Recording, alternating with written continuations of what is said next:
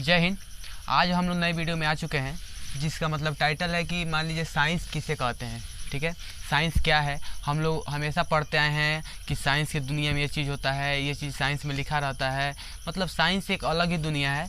और साइंस को पहले तो हम दो भागों में बांटेंगे। पहला साइंस, जैसे मान लीजिए कि यहाँ पे साइंस को हम विज्ञान साइंस यानी विज्ञान होता है, इसको बांटे हैं, जिसमें हम वनस्पति विज्ञान, जंतु विज्ञान, भौतिकी विज्ञान, रसायन विज्ञान का अध्ययन करते हैं। एक सोशल साइंस भी होता है जिसमें हम लोग समाज के बारे में अध्ययन करते हैं कि समाज में कैसी घटना घट रहा है। तो सोशल साइंस की जैसे SST हम लोग सोशल स्टडी, GK GS जिसमें अंतर्गत आता है, वो सोशल साइंस की दुनिया में आता है। ये साइंस की दुनिया है। अब साइंस किसे कहते हैं हम इसे समझेंगे। देखिए यहाँ पे आपको दिख रहा होगा, नहीं दिख रहा है, यहाँ पे लिखा है विज्ञान।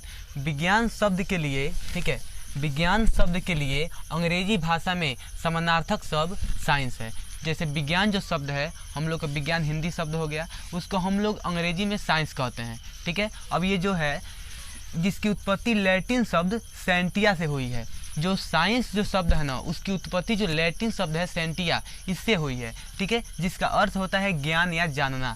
सेंटिया का अर्थ क्या होता है? ज्ञान या जानना। और कहने का मतलब ये भी हो गया कि साइंस का भी अर्थ यही है, किसी भी चीज़ के बारे में जानना या फिर ज्ञान। ठीक है, अब देखिए इसकी परिभाषा ऐसे दिया जा सकता है कि विशेष ज्ञान को या विशिष्ट ज्ञान को विज्ञान कहते हैं। किसी भी पदार्थ, किसी भी मतलब वस्तु या पृथ्वी पर कोई भी चीज़ हो, इस मेरे पृथ्वी पर या ये जो भूगोल है, ये जगत है, इसमें जो भी पदार्थ हैं, जो भी वस्तुएं हैं, जितने भी पदार्थ हैं, उनके बारे में विशेष करके अध्ययन करना, गहनता से अध्ययन करना ही क्या कहलाता है? विज्ञान कहलाता है। ठीक है, या भौतिकी जगत में घटित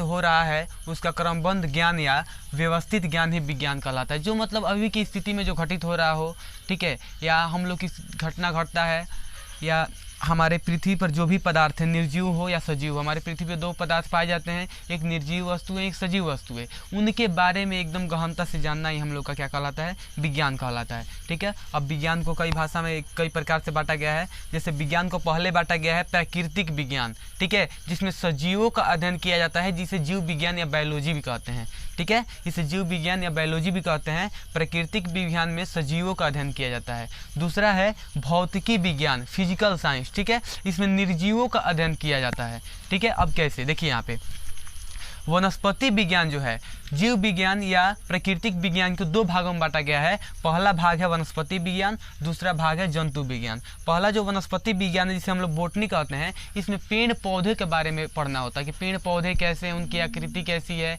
उनमें मतलब क्या क्या चीज़ें पाए जाते हैं, उनमें जो भी क्रियाएँ हैं कैसे होती है। जैसे जंतुओं के मुकाबले पेड़ पौधों में क्रियाएँ अलग होती है। जैसे आप लोग जानते होंगे पेड़ पौधा अपना भोजन स्वयं बनाते हैं, जंतु अपना भोजन स्वयं नहीं बना पाते हैं। ठीक है, तो कुछ कुछ क्रियाएँ होती है जो पेड़ पौधों में अलग होती है, जंतुओं में अलग होती है। जिसे जीव विज्ञान में दो भागों में बांट दिया गया है, वनस्पति विज्ञान और जंतु विज्ञान में जंतुओं का अध्ययन किया जाता है। जैसे हम लोग प्राणी हो गए, मनुष्य हो गए, जानवर हो गए, इसमें जंतुओं का अध्ययन किया जाता है, जिसे जूलॉजी भी कहते हैं। ठीक है, अब इसमें सजीव है, पेड़ पौधा भी सजीव है और जंतु भी सजीव है। तो जंतु जो सजीवों का अध्ययन होता है जीव विज्ञान, उसमें वनस्पति विज्ञान एवं जंतु विज्ञान शामिल है।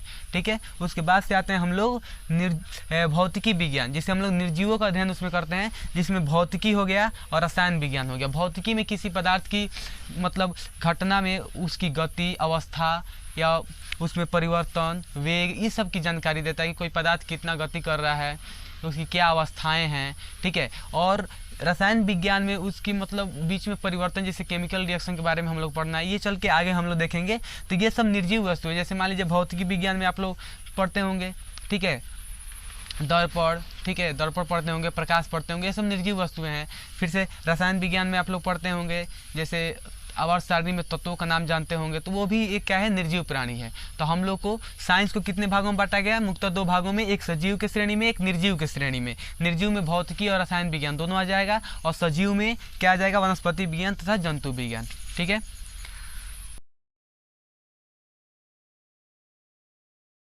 अब हम लोग को देखना है कि जो हम लोग साइंस का जो दूसरी शाखा है जीव विज्ञान, इसमें जीव विज्ञान में किस किस चीज़ का अध्ययन किया जाता है। जैसे कि हम पिछले वीडियो में आप लोगों को बता चुके हैं कि जीव विज्ञान के अंतर्गत सजीवों का अध्ययन किया जाता है। ठीक है, अब देखिए जीव विज्ञान विज्ञान की वह शाखा है जिसके अंतर्गत सजीवों या जीवधारियों का अध्ययन किया जाता है। जीव विज्ञान के जनक अरस्तु हैं। जीव विज्ञान के जनक कौन है? अरस्तु हैं, याद रखिएगा। ठीक है, अब जीव विज्ञान को दो भागों में बांटा गया है।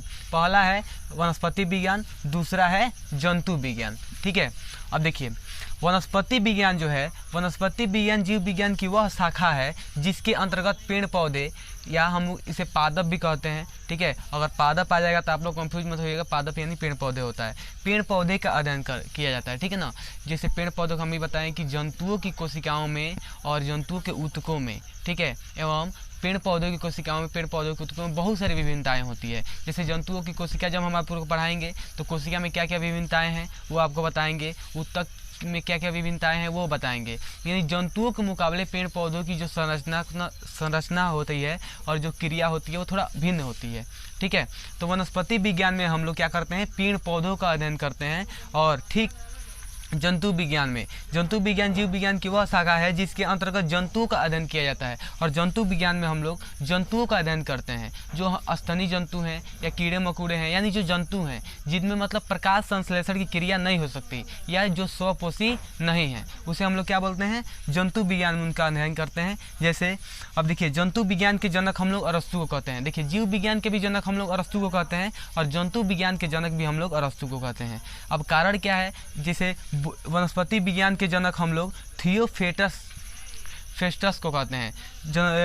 वनस्पति विज्ञान के जनक थियोफेस्टस को कहते हैं। अब देखिए, अरस्तु जो है बहुत ही, अरस्तु का मुख्य भूमि है हम लोग के जीव विज्ञान में, क्योंकि जो सबसे मतलब इस पृथ्वी पर जटिल प्राणी है, उच्च श्रेणी के प्राणी है, वो मनुष्य हैं एवं जीवधारी हैं। जो जंतु हैं वही हैं। पेड़ पौधों की जो संरचना होता है और क्रियाएं होती है थोड़ा मतलब सरल होती है।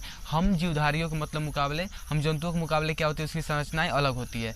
तो जो अरस्तु जो हैं जीव विज्ञान तथा जंतु विज्ञान के जनक है। जैसे जंतुओं का जो शरीर की संरचना है या कोशिका की संरचना है बहुत ही जटिल होने के कारण उनको मतलब विशेष दर्जा दिया गया है जीव विज्ञान के जनक के रूप में। ठीक है, तो अरस्तु को जीव विज्ञान के जनक कहते हैं या जंतु विज्ञान के भी जनक कहते हैं, और वनस्पति विज्ञान के जनक थियोफेस्टस को कहते हैं। आगे हम लोग अब पढ़ने वाले हैं कोशिका। कोशिका कितने प्रकार हैं, ऊतक क्या है, डिटेल बाय डिटेल हम लोग जीव विज्ञान की शाखाएं के बारे में हम लोग जानेंगे। हम पहले कोशिका को पढ़ लेते हैं, फिर से ऊतक को पढ़ लेते हैं, उसके बाद से वनस्पति विज्ञान में हम लोग जाएंगे। वनस्पति विज्ञान में पेड़ पौधों के बारे में क्या क्या चीज़ें जानना चाहिए उसके बारे में हम लोग सीखेंगे। ठीक है, जय हिंद।